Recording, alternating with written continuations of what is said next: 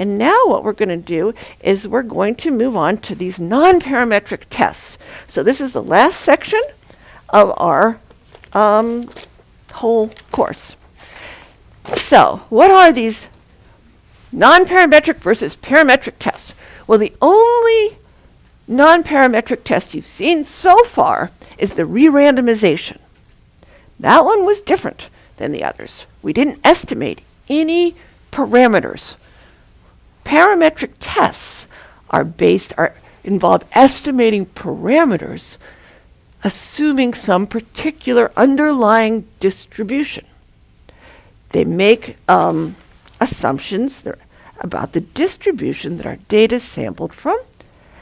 And most of the tests we've been doing, all except this re-randomization, which is a parametric test, assume all of them, we're estimating those betas. Those are parameters. When we do these non-parametric tests, we're not estimating parameters of some assumed underlying distribution. Most of them assume that we're dealing with either normal populations or statistics that follow. Test statistics that follow normal populations or close to normal populations. Like the Z, the chi-squared, the T, and the F. Those are the test statistics. We're assuming, we make assumptions about the underlying distributions. Even in the logistic regression, we did that. We estimated those betas in the log odds equation. We assumed that the underlying distribution, our data came from some S-shaped, in probability form came from some S-shaped curve that followed a particular distribution whose parameters we estimated. Now, in what did we do in part, 14? That was the data transformations. We saw how we could sometimes transform data that didn't follow these distributions into one that we had known parameters that we wanted to estimate, into ones that did. So we made lopsided histograms into more normal-looking histograms by either moving up or down the power ladder. So when we had these long right-hand tails, we used these log transformations. We didn't do this one as much, but if we had a long left-hand tail, we'd go up the power ladder. But what if we can't do this? What if we can't we don't know the distribution, and we really can't think of a what else could we do? Well, we have two choices. One we already did. We did the re-randomization test, and what we did was we let the computer randomly sample all possible samples under the null. And we were able to compute a p-value. So what we did was we basically did computer-generated experimental distributions and calculated p-values from that. We didn't do any estimations of parameters. We just said, okay, if we randomly divide the data up some way over and over and over again, let's let the computer do it. That's the null. That whatever difference we see between the samples or in our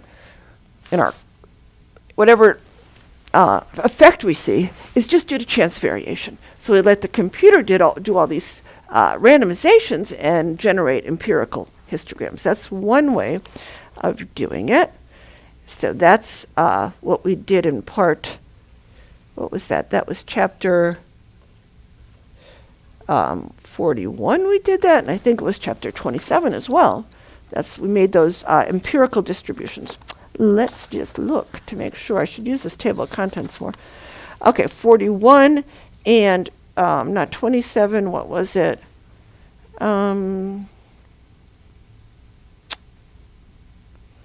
Right here, 37, excuse me. These two. Right here and right there. Okay, so let's just, in case you wanted to review that, it's not on the test now. That's what we did here. So let's just write this. So what are we doing here? We're letting the computer randomly sample all possible samples under the null. These are very common to create. So we create empirical distributions. So we don't have the same assumptions, right? Or this is what we did. There are lots of resampling techniques like this, re-randomization techniques like this. You've probably heard of bootstrap, jackknife, Monte Carlo simulations. There's lots of ones where the computer's generating these randomizations. Now we can also transform our lopsided data into more, this is what we're going to do now, into more regular data by doing what? By replacing values with rankings. So the data becomes very simple. So that's what we're going to do now.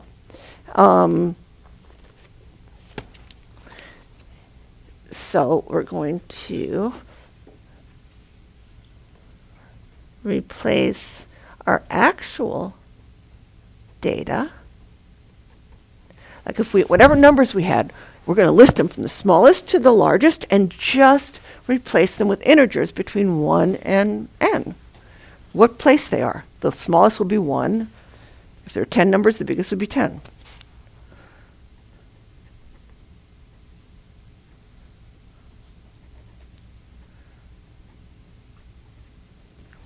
Okay, so let's just jump into it. We're going to do 3 types. Let's do this one today. Okay, this is going to do this one today. Let's just do this. Start this.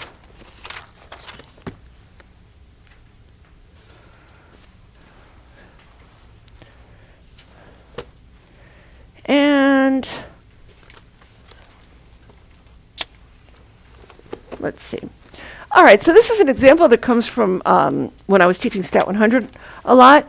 And before I gave an exam, I used to, to hundreds, thousands sometimes, people, I'd do different versions of the final. We still do this, actually, in Stat 100.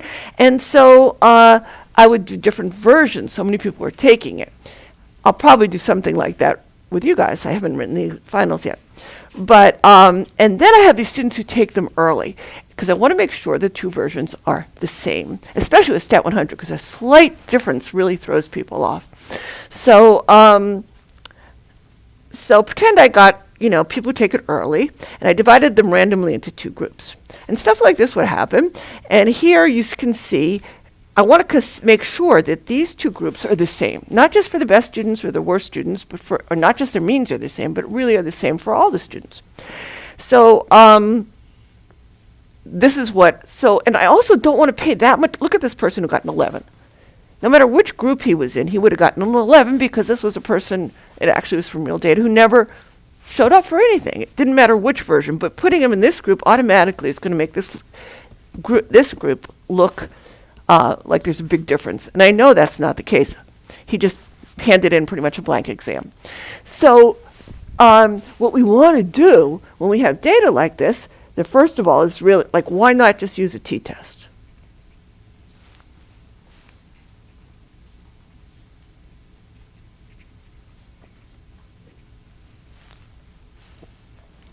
Well, even if this 11 wasn't here, I wouldn't want to do it because remember, one of the assumptions for the t-test is coming from normal distributions, and because our exam scores are far from normal.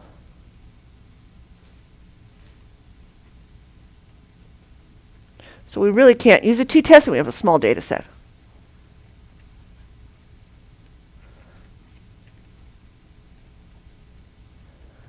We have something like that. The 11's way down there, and a lot of people got high scores. So what are we going to do? We're just going to order these. We're going to order these from put them all together in one group. There's 7 here and 8 here, and just order them with the numbers from 1 to 15. So let's do that. The lowest one is 1. And then this one is the second one if I put them in order. You can do that on a separate sheet of paper if you want. This is the third one. And now we have a tie. There's 2 70s. So what do? We're not going to say one is 4 and the other's 5. They're the same. But they're using up 2 slots. So we take the average of 4 and 5, 4.5 for both of them.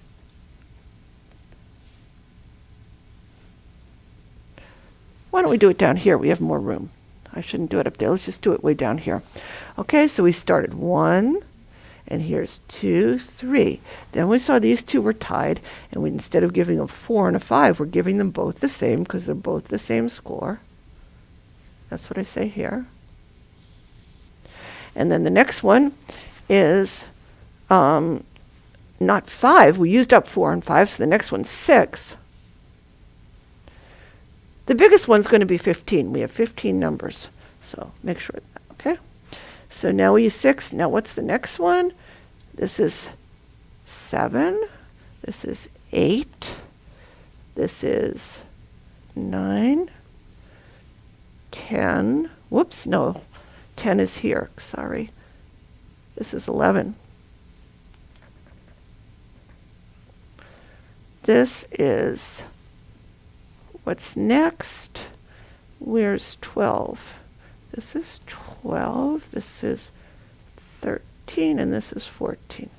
All right, so those are our ranks. And then what you do is you add the ranks up. So we add all these up. And we're just going to, and you add these up, and we're going to compare the ranks. So when I added that up, I got 56.5, and when I added that up, I got 63.5.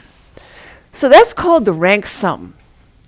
So we get the rank sum of group A is 56.5, and the rank sum of group B is 63.5. Now, what's useful is knowing that when you add the two groups up together, it follows this formula. Let's look at this formula. N right here is the total sample size. So the total sample size is 15. Add 1 to it is 16. And divide by 2. And we get 8 times 15 is 120. So check that these two, this plus this, should equal 120. And they do. Now, if you forget this formula, or a nice way to remember it is to just, it's a very intuitive way. If you add the numbers, we're just adding the numbers between 1 and n.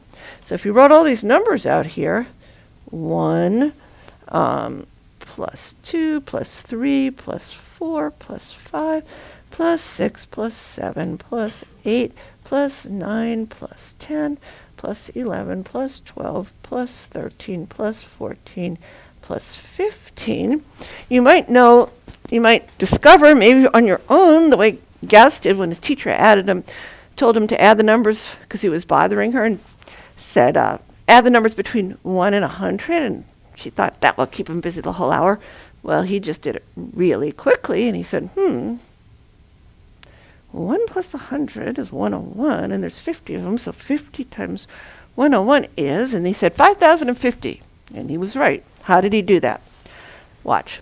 So here, you're just this formula, n plus 1, 1 plus 15, that's 16, right? Well, how many times are we going to do that? 2 and 14 is also 16, 13 plus 3 is also 16, etc. So if we do that half the time, 4 plus 12 is 16, 5 and 11, 6 and 10, 7, 9, 16, and then here, 8 in itself is 16. There's an odd number. So what we did was we said 15 divided by 2 times 16. And that's 120. That's where the formula comes from.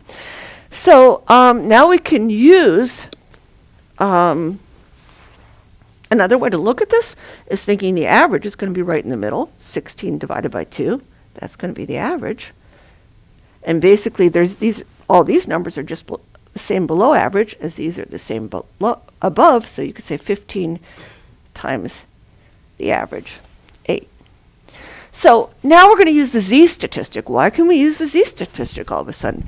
Because the central limit theorem says that these rank sums, the sum of numbers from any distribution, as long as n is large enough, is going to have a normal distribution, the sum and the average.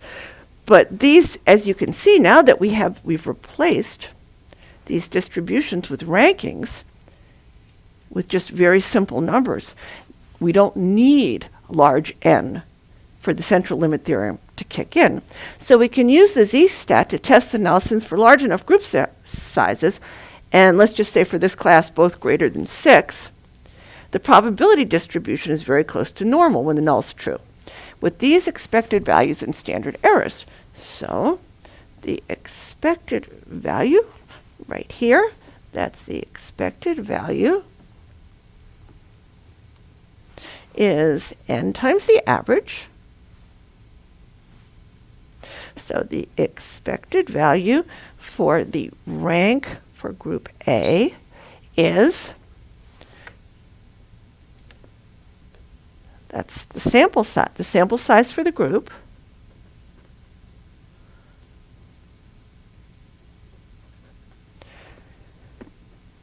times the average of all n numbers.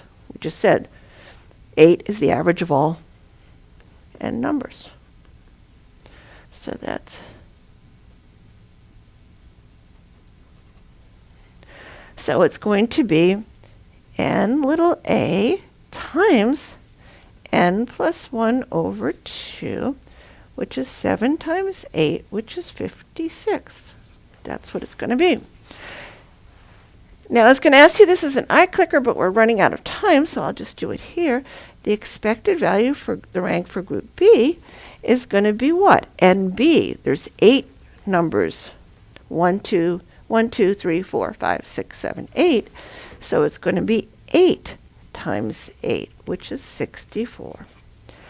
And now the standard error formula, don't worry, this will be given to you on your final, is the same for both groups. And if you want to know the derivation of that, just shoot me an email and I can send it to you. But this will be printed on your final. So this is the square root of the two sample sizes, 7 times 8, times n plus 1, 16 over 12. And I got 8.64.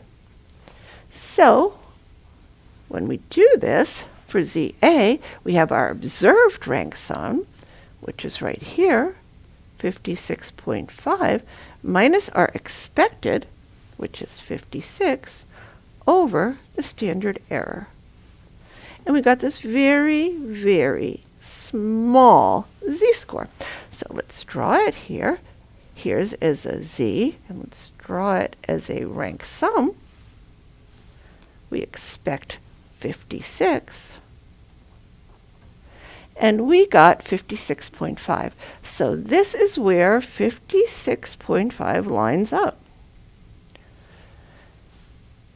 As a z, it's right there. And as a rank sum, that's our observed. That's our observed, and this is our expected. This is as our rank sum for group A. So we can just use the normal curve. And I look this up, 0.58. Let's look it up. And, sorry, too many extra pages.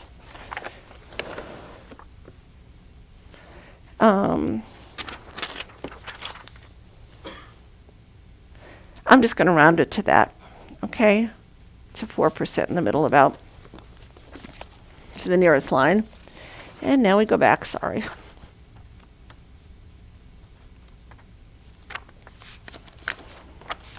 Right here. So this is 4%.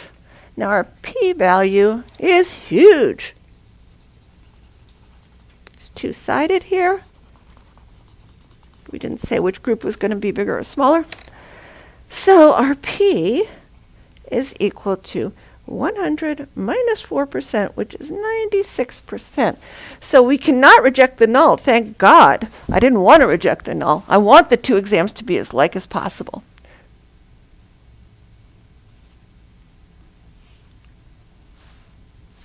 The two exam forms, not only are their means are the same, it's a stronger null, but that the exam forms come from the same distribution. So not only their means are the same, but their distributions are the same. Which is exactly what I wanted, because I want the exams to be the same.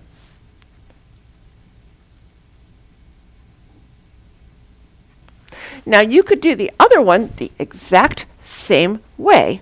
You could do the z for the b, and you'd get exactly the same thing. You'd get 63.5 the observed, minus 64 over, it has the same thing, the same standard error. All I'm doing is saying 63.5 minus 64 over 8.64, and then I just get the opposite. See, so the p-values will be the same. So ZB is equal to the opposite of ZA, same p-values. Now I'm going to quickly show you in the last 5 minutes that there's another way to do this using a U statistic that I actually like even better. And so what does the U statistic do? You'll get the same p-values, the same z-scores, but what you do, it's useful because there's a U chart that the tables that we're going to be using if we don't do the z, if we want to do exact probability distributions, are in terms of U. So what do we do? For each number in group A, count how many numbers in group B it outscores. Pretend these are 2 teams, and each player here plays each one of these. So for how many times does 11 outscore this? Does 11 outscore anybody? No. So he'd earn 0 points for his team. 70. This person, plays all these players, so what would he earn? He'd beat him 1 point, 2 points, and he'd tie. Count ties as a half. So this guy would earn 2.5. How about 75? How many people would he beat? 1, 2, 3. He outscores 3 of them, so he contributes 3 points to the team. How about 85? 1, 2, 3, 4, 5. Same with 88. He'd beat those same people. So those both, I'm adding these. So those both contribute 5. So how about 92? How many he beats? Everybody, including 90. So that's 1, 2, 3, 4, 5, 6. And 96, everybody except 100. So that's 7. Now we'll do these. 60 only beats 1 person. I know 100 beats everybody, all 7 of them. Right? 65 just beats 1. 70 beats 1 and a half, ties him. 79 beats 3. 81 also outscores 3. 90 outscores 5. And 94 outscores 6. So we add all those up and we get a 27.5. Add all these up and we get a 28.5. All right, now questions on that? Does that make sense? What's the lowest you could get here? If there were 1, 2, 3, 4, 5, 6, 7 lowest numbers were all on this side, they'd get a 0. And the 7, if the 1, 2, 3, 4, 5, 6, 7, 8 highest numbers were on this side, they'd each get 7. So 8 times 7 is 56, and that is the total. Note, if you add these two together, 28.5 plus 27.5, what do we get? We get NA, all 7 players on this team play each of those 8, so it's 7 times 8, which is 56 pairwise comparisons. There's 56 matches.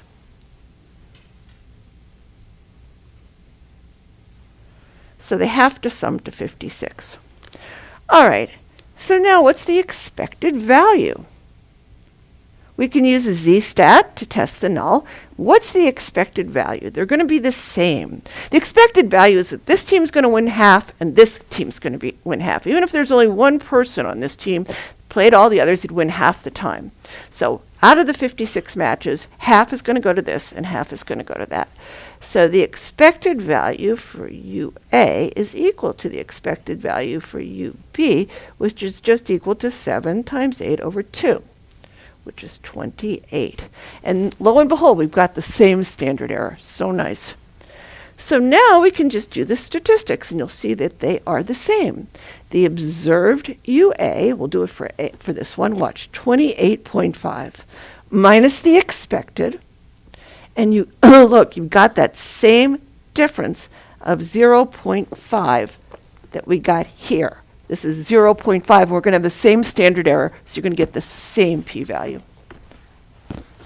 This is the same standard error. 7 in one group, 8 in the other, times 16 over 12, and that's 8.64. It's no surprise that they have it the same because they just differ by this constant, by a constant. They're just shifted over. These are just smaller. It's just the curve shifted over. Okay, so now this is over 8.64, and we get exactly the same z-score. This right here is 0.058, okay? So we can mark it here. And it's exactly the same. Of course, we don't expect z, we have a different expected. We have a 28 here. And this is z, and this is the u counts. All right? So our conclusion is, we get the same 4% and the same exact thing.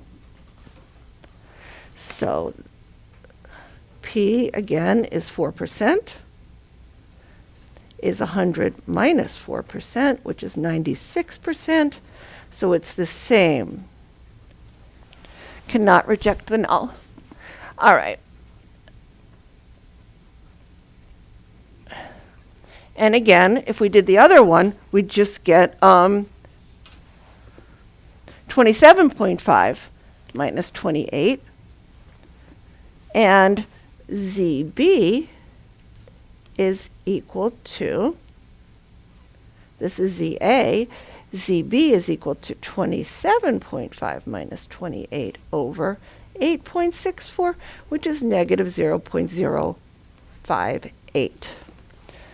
All right, so the idea is ZA is equal to the opposite of ZB, and they have the same p-values and z-scores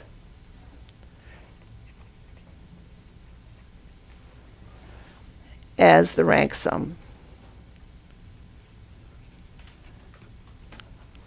Okay, so next, remember what we're doing. We're changing all their actual numbers to ranks between 1 and n, however many numbers you have. So what we're doing here is we're going to use the exact probability to compute p-values when the sample size is really small and the central limit theorem doesn't kick in. So you can't approximate it with z or chi-squared. So when sample size is small.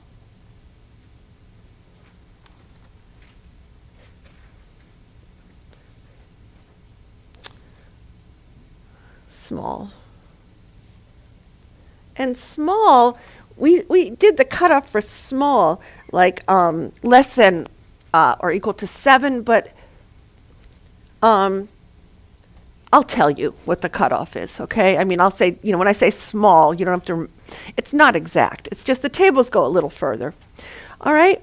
So now, what do we do? So for small sample sizes, what's the problem? The normal curve is not a good approximation. For any of these non-parametric tests, when the sample sizes are really small. But what the value of the non-parametric test is, it's not a problem.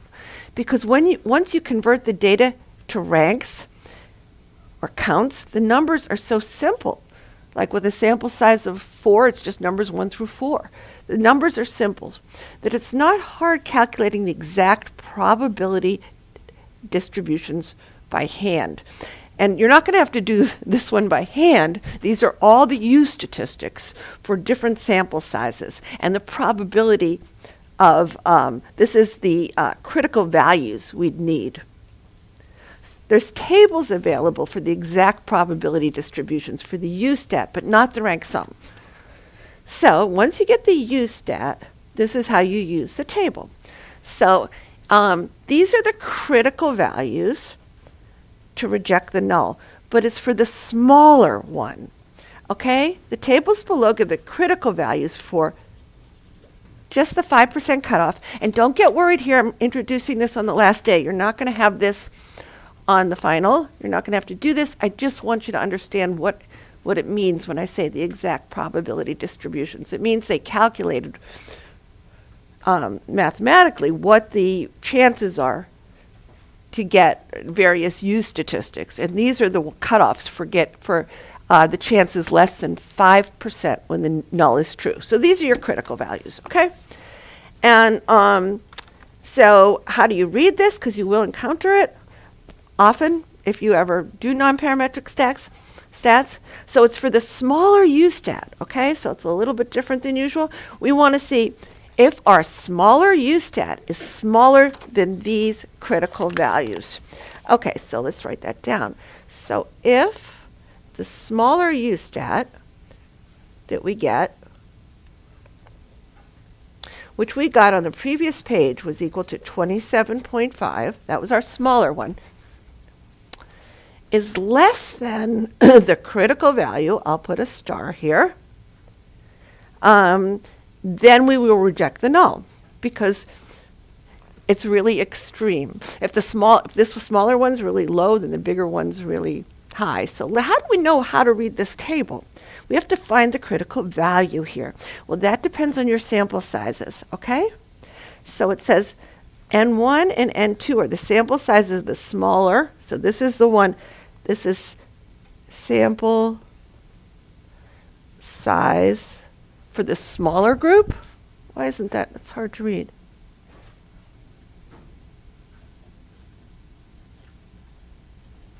And this N2 is the sample size for the larger group.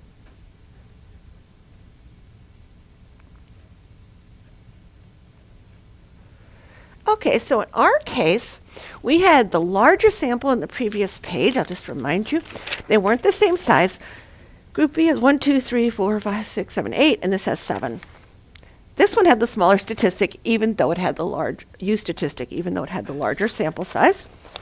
So this is equal to 8. So we look here. That's our bigger sample size, and this one is 7. So right here is our critical value.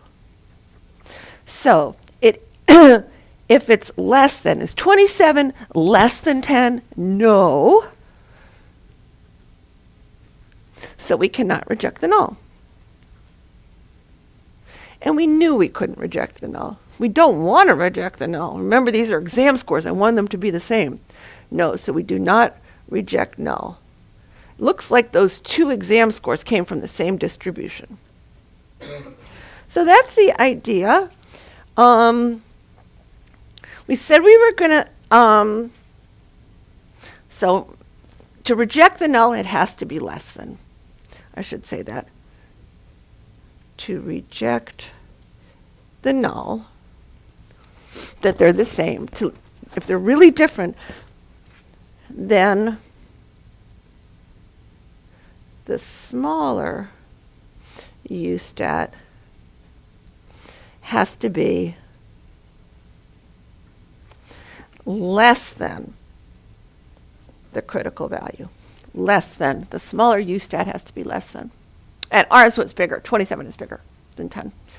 I said we were going to skip this, but I think it'll help you to understand and to do better on the final. If you just think about, let's skip this, it's kind of hard, but let's do a different problem instead and see if you can, how would you rearrange the exam scores on the previous page to find, I say to be closest to the critical value without going over. How about to find, so group, let's just say group A has the smallest possible U stat. Okay, how would we do that? So that group A has the smallest possible U stat. What do you think you would do? We have these numbers here, and how would you rearrange them?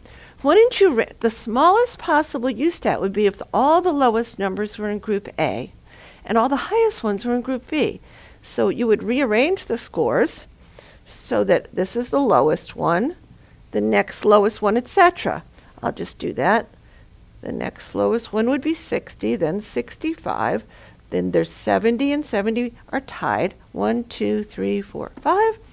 And then we have just the next two lowest ones, 75 and 79. So these are ranks 1 through 7 here. And then what would be these for group B? The next one is 81, the next highest one, then 85, then 88, then 90, then I'm here 92, 95, 96, and 100. That should be 8. 1, 2, 3, 4, 5, 6, 7, 8. Okay, yeah. So that's what we do. Now, what would the U step be? The U would be what? How many times do, these are all the lowest. In ranks, they're 1 through 7. So what would be their U count?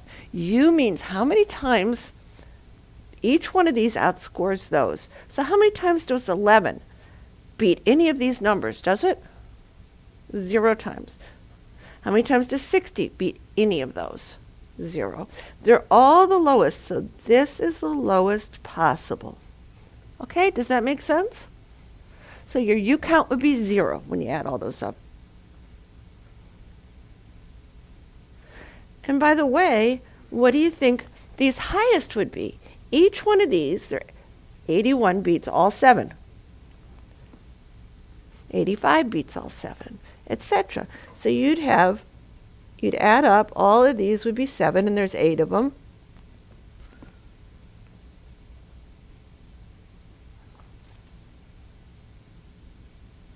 So it's 8 times 7, and that would be 56.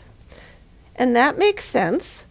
So you'd have 0 and 56, and the two have to total 256. Remember, the total is 7 times 8. So that's the idea. Any questions on that? Any questions? Okay. These are just every one of these. It's hard to read, but I just rearrange these scores so that they're all the highest. And then each one of them has a U count, a U score of 7, because they beat all 7 of those. 7 times 8 is 56. All right? And if you did the ranks, it would just be the numbers, you just put them into ranks. Yes. What's the difference between this one and that question? Yeah. This one wanted the one closest to 10 without going over. This is the lowest. Oh.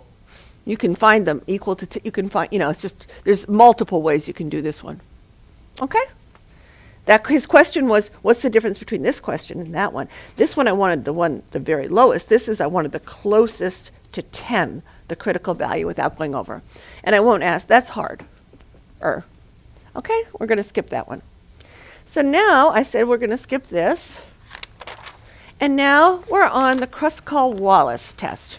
So this is the test we just did. The one we just did is the nonparametric analog to the two-sample t-test. So you use it when you have two samples and you want to compare them, and you know they don't come from normal populations. What if you have 3 samples, 3 groups, 3 or more groups, and you want to compare them? We can't use that test. We have to use the equivalent of an ANOVA. So this is when you're comparing 3 or more groups here. 3 or more groups. Should highlight that. Excuse me. 3 or more groups here. Okay? And you can't use Z.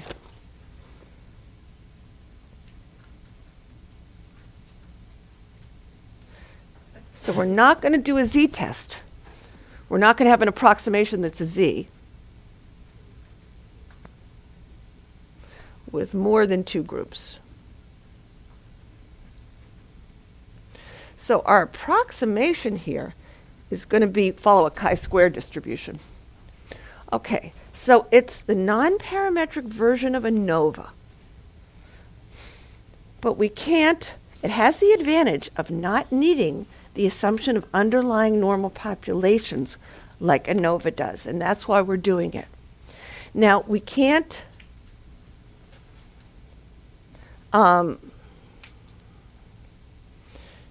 use ANOVA and an F-test because the exam scores that we're looking at aren't normal. We know they're not normal.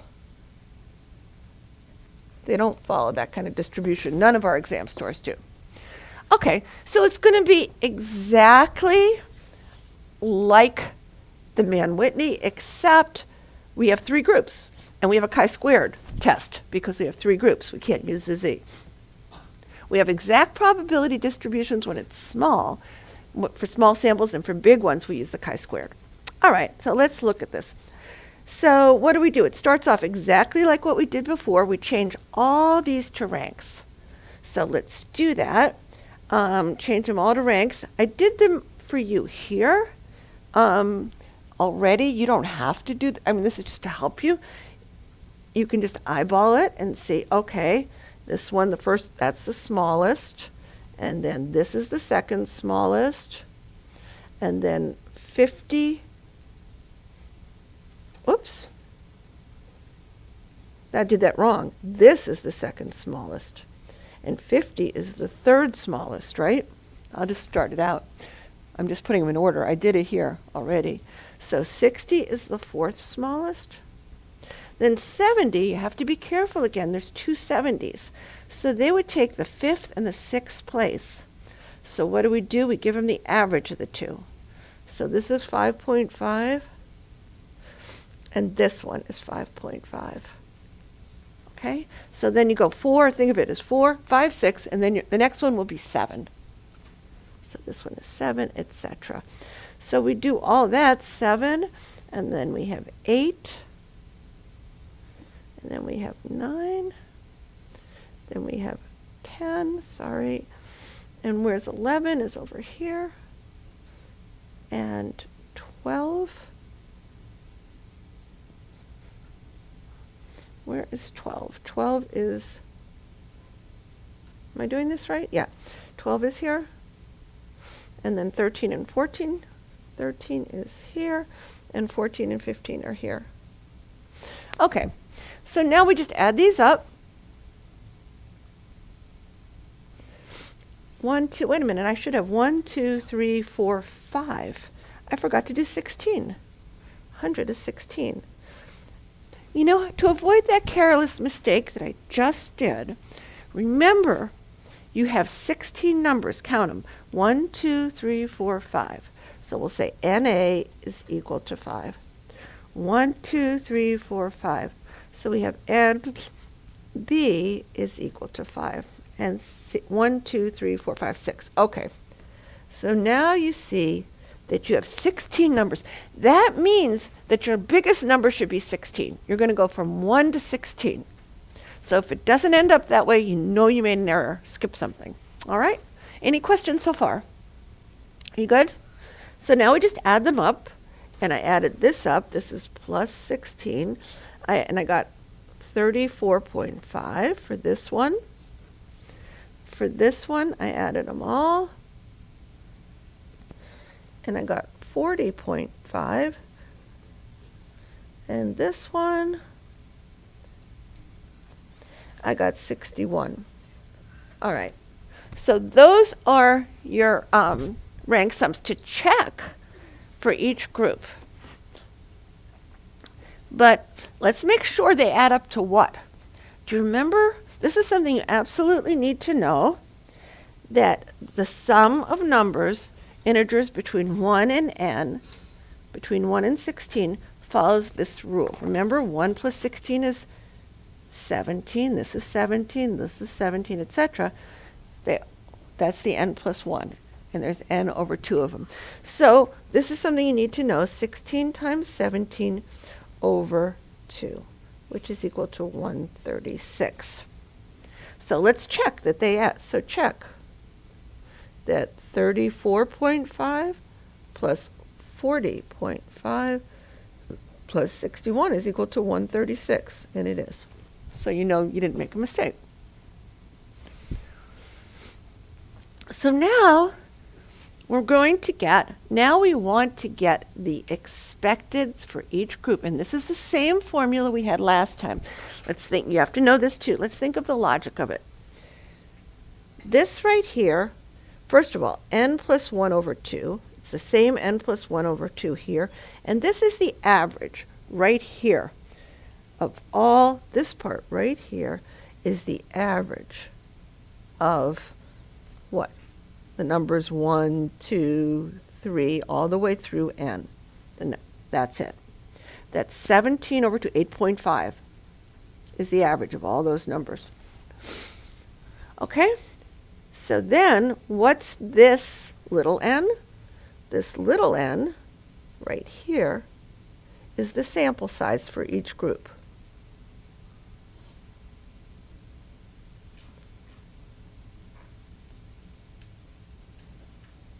And you know that what n is. It's the overall total number. Okay? So this right here is really the same formula, just for all of them. So we would expect, this is our expected value, wouldn't you expect on the average that if you just randomly, our null is what? Our null is that, let's just write it down. The null is that what? All three groups are the same, meaning they all came from the same distribution. They're samples from the same distribution. So if they're from the same distribution, you wouldn't expect them all to have the same exact average because they have different sample sizes, and we're taking the sum here. But you would expect each of these numbers, you wouldn't expect all the low numbers here and all the high. You'd say on the average, you'd expect all the numbers to be the average, about the average here, about the average here, about the average here, right, on average. So that's what we're doing. We're saying for each one, we're saying we have 5 here, and we expect each to be about its average. That's 42.5. We got lower than that because we got lower numbers on the average here. Same. Now, how about for group B? That has 5. And it's going to be the same thing. If I was using the formula, I'd say 5 times this formula, n plus 1, 16 plus 1 over 2. So that's 5 times 8.5, and that's equal to 42.52. And this one's going to be what? Not 5, but 6 times 8.5. And that's equal to 51. So these are expected. And that's what we got. And we want to see if these differences between the observed and the expected are big or small. So it's just like a chi-square test. The statistic is this, and this is given to you. If anybody wants to understand this formula, feel free to email me and I can show you the math behind it. But right now, this is going to be given to you, and I just want to, you'll have this. So let's just look how to use it. All right? And it's distributed as a chi-squared. It kind of looks like a chi-squared. Observed minus expected squared for each group in the numerator. And this is kind of like over the expected. So let's look at it. So we'll go down here. First of all, we need the degrees of freedom. What do you think? Well, here it is. The degrees of freedom is equal to, as usual with all chi-squared, it's the number p minus 1 or the number of groups minus 1. P and G are the same, so it's just G minus 1 with 3 groups. So 3 minus 1, so it's a chi-square with 2 degrees of freedom.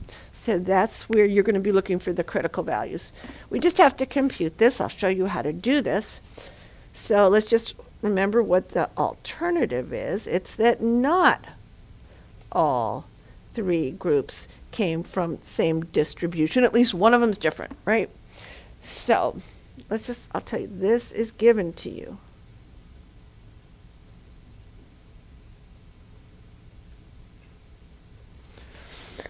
Okay, so let's just compute it. It's called the H statistic. And so we'll say 12. That was that same 12 in the standard error we had before. That's also going to be given to you, that other formula. Don't worry about the standard error for the rank sums. And the U, where was that? I just want to show it to you. This one is another one that's going to be given to you. That looks very similar. By the way, if anybody wants to understand these, you can just email me, and I'll send you something. All right, so this is 12 over what? 16 times 17, right? And then we're summing up 3 groups. So let's do that. 3 groups. The first group is what we're doing is we're saying this is our observed and that's our expected. So it's just the difference between those two squared. So that's 34.5 minus 42.5 squared over its sample size, 5. And the next one's going to be over 5, and the next one's going to be over 6. So it will look like that. So now we have to look at the next one, which is what? This is 40.5 minus its expected, which is 42. These two have the same expected. And the last one is 61 minus 51. All right, so we'll just compute that. I just want to show you one thing. You can check your work this way, or you can understand the reasoning for squaring. Remember if we don't square, these differences are going to sum to 0. Watch. That's negative 8. We square it. That's negative 2. And we square that. And that's 10. And if we didn't square it, as usual, that's how you know you did it right. They add to 0. Negative 8 plus negative 2 plus 10 is 0. These would add to 0. Okay. Oops, this is over 6, though. I'm just saying those numerators would. And now, finally, a lot of computation. You're not going to have to do so much on the final.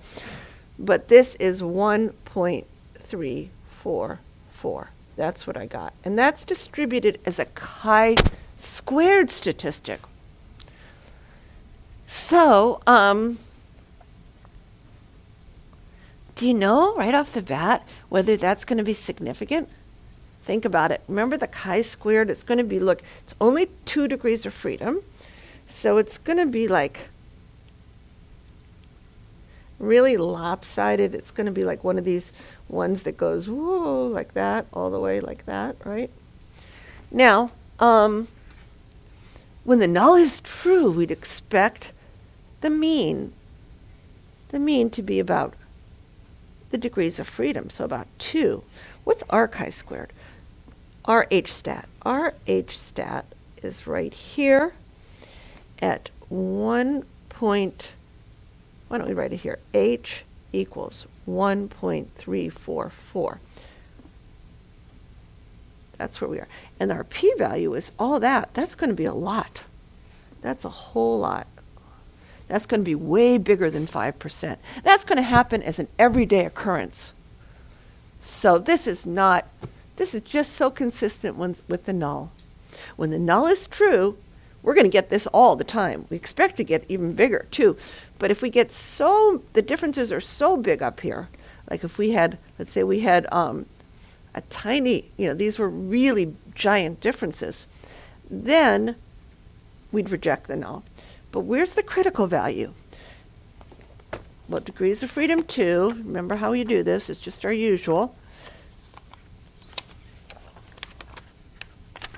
If the differences are so big that when we do that, square them and sum them up, here's our critical value for 2 degrees of freedom right here. So 5%, if we wanted to, this is a 5% chance we'd get this or bigger. So at 5%, it's 5.99. So let's just say that was about 1, 2, 3, 4, 5, 6, about right here.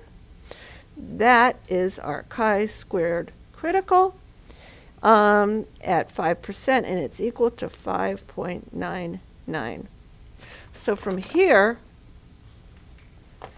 this is 5%.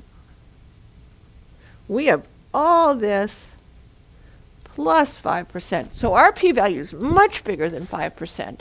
So we're not going to reject the null. Okay? Our h, so we're comparing h has to be bigger to reject the null. H is 1.34, and it's less than the chi-squared, which is 5.99. So our p-value is much greater. So we cannot reject the null, and our data is consistent.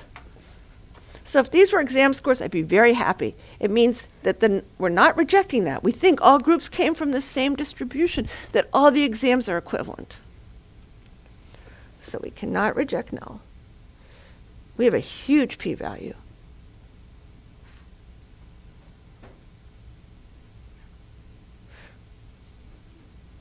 On this side, if your statistic is so extreme, so rare, you reject the null. On this side, you cannot reject the null.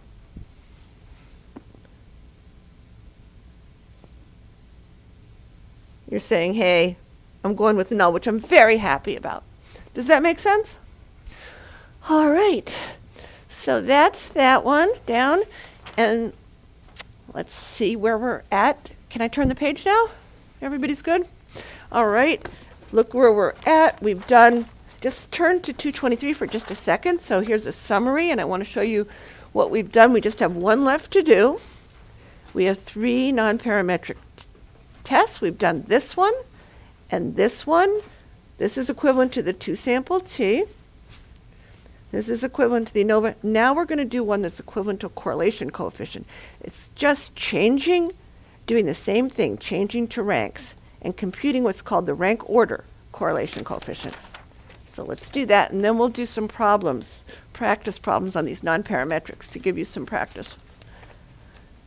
All right, so it's the non-parametric version of the regular correlation. So all you do is you replace the actual values with ranks. So imagine these were your actual XY pairs, okay? How would you compute the correlation coefficient? Spearman. To compute the regular one, you change all these to z-scores, right? And a regular correlation coefficient is R equals, you change to z-scores, take their products and divide by n. The Spearman one is exactly the same. You do this, but you once you convert all these values, once you convert the values to ranks. Let's do that, and I'll show you what I mean.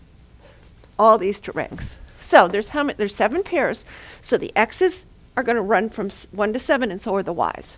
I already put them in order for you with the x's. If you can see, this is the lowest one.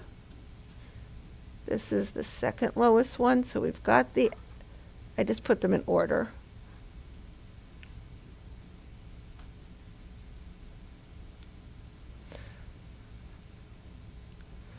Sorry, that's just a blank there.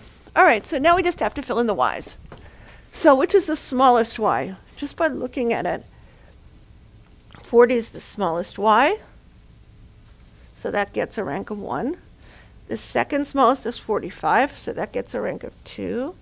The third is 61. The fourth is 70.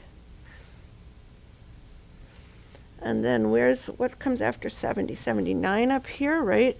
So that's the 5th, that's the 6th, and that's the highest. So that's what it looks like. That's how we converted them to ranks. And now when you work with the ranks, it's so much easier, because look, these numbers are so easy to graph, And it's very easy to compute correlation coefficients with them and to get exact probability tables. All right? Any questions on that? All right.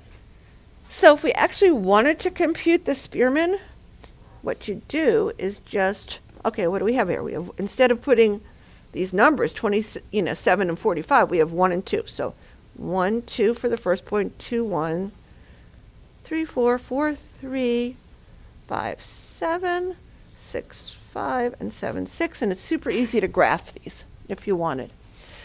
Then you would convert to Zx and Zy. So you take the average of both of these. They're the same numbers, so the average is going to be right in the middle, 4 for both of them. And the standard deviation is going to be the same for both of them, and it's 2. I just happen to know that, and I would give that to you. All right, so there's that. And now we'll just change them to z-scores. So you say what? Value minus average over the standard deviation. So you get negative 1.5, right? And this is what? 2 minus 4 over 2. This is 2 below. So it'll be negative 2 over 2. This is negative 1. This is 3 minus 4, negative 0.5. This is exactly at the average. This is 1 above divided by 2, so that's 0.5. This is 1, and this is 1.5. And you can do the same with the y's. So I'll start here. So I have 2 minus 4 over 2. So that's below average. This is negative 1.5. This is right at the average. This is negative 0.5. This is above the average by 1.5, above the average 0.5, and above the average by 1. All right, now you just multiply them. So we have 2 negatives multiply 1.5. This is 1.5. This is 0, 0. This is 0.75, 0.5, and 1.5. All right, so now we're just summing them. So our observed rank sum is what? We'll just do that. So our observed, what we see,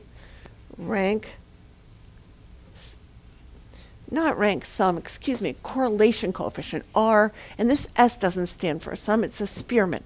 This is the regular correlation coefficient, this is our Spearman. And what we observed is what? We add all those up together. We're just doing those. So we add them all up and we get 5.75 over however many there are, 7. And it's very high correlation. So that's what we observe. Okay? Now, we're going to do the normal approximation here, and I'll tell you when I would like you to do it and when not to. For 7 or more pairs, the distribution of R under the null is approximately normal. We have enough. There are tables for the exact probability distribution, which what do? They do every possible combination of how you compare these up and the probability of each. For example, if we got a perfect correlation, these would be 1, 2, 3, 4, 5, 6, 7, and there's only one way to get that. So it'll be 1 out of all the possible ways there are to pair them up. There's 7 ways, 7 times 6 times 5 times 4 times 3 times 2 times 1. So out of that would be your exact probability distribution, the chance for getting a perfect correlation, etc. They do it for each one. But here we're going to use the normal approximation, which makes it super easy. Now, in the population, the correlation 0 versus the alternative, it's not, and we have this observed one. And it's our usual, our observed R minus our expected over the standard error for the RS. This will be given to you, the standard error. So you don't need to know it, you just need to know how to use it. It's easier than our other one that we had before. Remember our other one, you don't have to know this, but just to put it here, just to compare, we had this, the square root of 1 minus R squared over the square root of n minus 2. Let's not worry about that now. It'll confuse you. Let's just remember this is easy. And it's given to you anyway. So, what are we doing here? You have this observed slope. minus the expected. The expected under the null is always 0 with the problems we've been doing. And then we just have to compute that. That's super easy to compute because n is what? Our number of points, 7.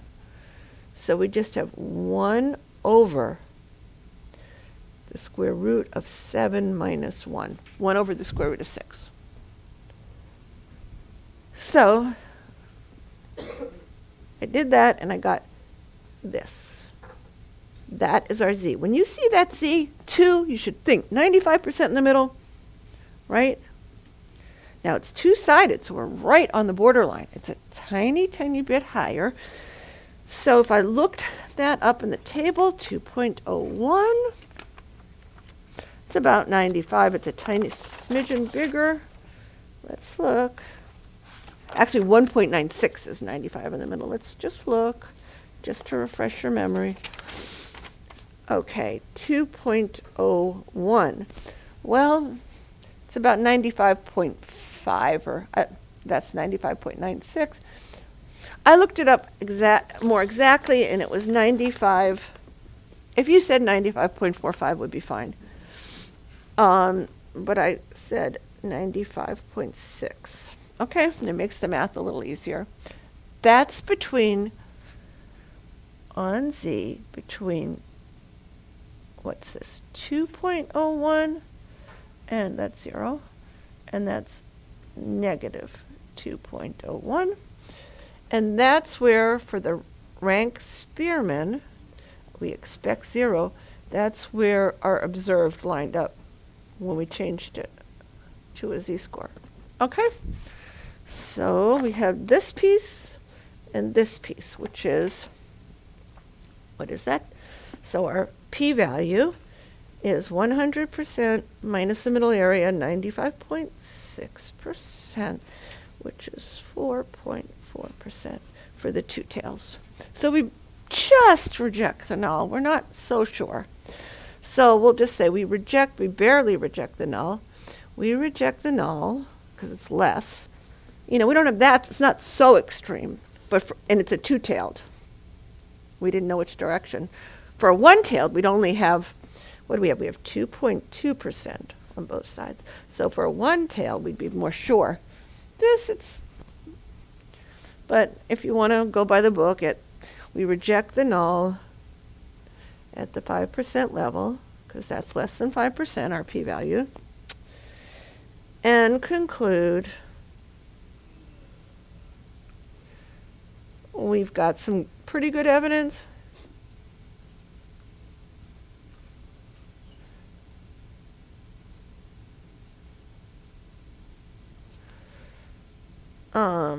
that R in the population is not equal to 0.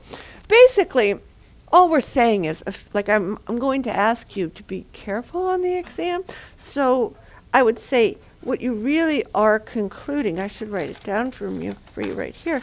What you really conclude is, if the null was true, the conclusion really should be,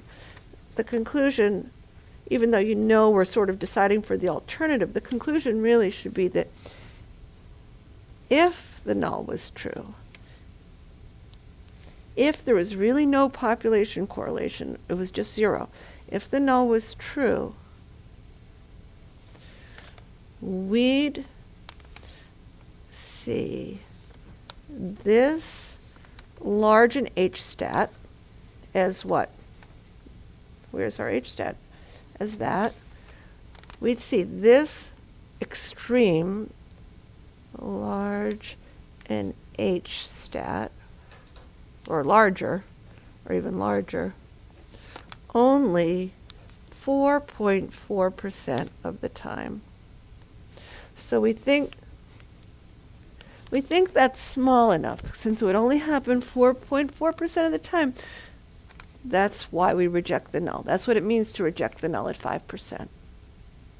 It doesn't mean we've proved that there's only a 5%, 4.4% chance or anything like that. That's just what it means. Right? That's all. Okay. So now that we've done all that, let's just turn to our summary page. It's a very nice summary here. And just remember, let's see. So the basic big picture idea here is that we don't have to assume normal populations here, right? Basically, all the parametric tests we've done either is, say we're dealing with normal populations or large enough samples. Oh, sorry, so sorry. If we don't have normal populations, we can sometimes transform the data to look more normal. This is going to be on the exam, the data transformation, as we did in part 14. That's the beginning of it, starting with chapters 42, right? We can transform it. Remember, we'll look at some examples of how to do that, because that will be on the exam. But when that doesn't work, the best option is to use the re-randomization techniques. That won't be on the final, that we had that before, or these non-parametric ones that we listed below. Logistic regression is a parametric test, and we just are changing a curve into a different form. So that's a parametric test. These are the only non-parametric tests on this exam, and all of them are going to be rank tests, okay? So that's what we're doing right here, rank tests. And what do we do? It tells you pretty much these are the three. And notice how, so for small samples, all of these, we use exact probability tables.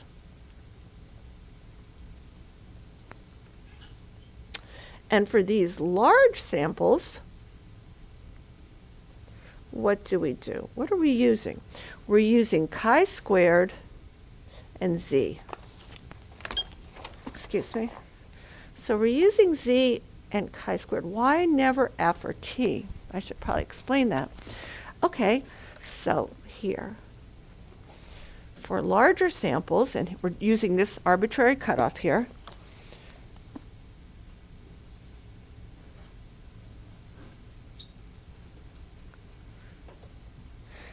we use z and chi-squared tests. Why?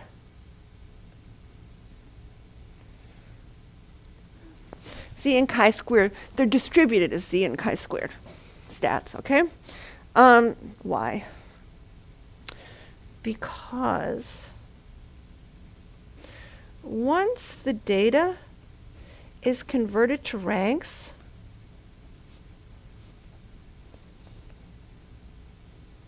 we've got, that's basically what? Just integers between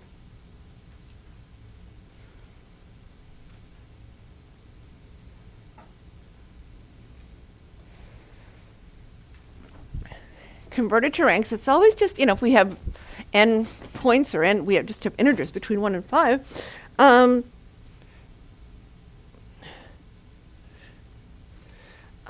We have data that it's just a uniform distribution. It's very even data. We have data that's so easy, so simple, so uniform, that's close enough to normal. We have data that, is close enough to normal that the central limit theorem kicks in really quickly. So it allows us to use this. And we don't use, kicks in quickly, and we don't need to use F and T because we know the standard deviations of our ranks. They're just integers between 1 and n. So we never use T and F, and we never use them in logistic regression either. We never use T and F. Basically, we have counts here. We just have numbers between 1 and 7, but we never use T and F because basically we know the standard deviation of the ranks. Okay,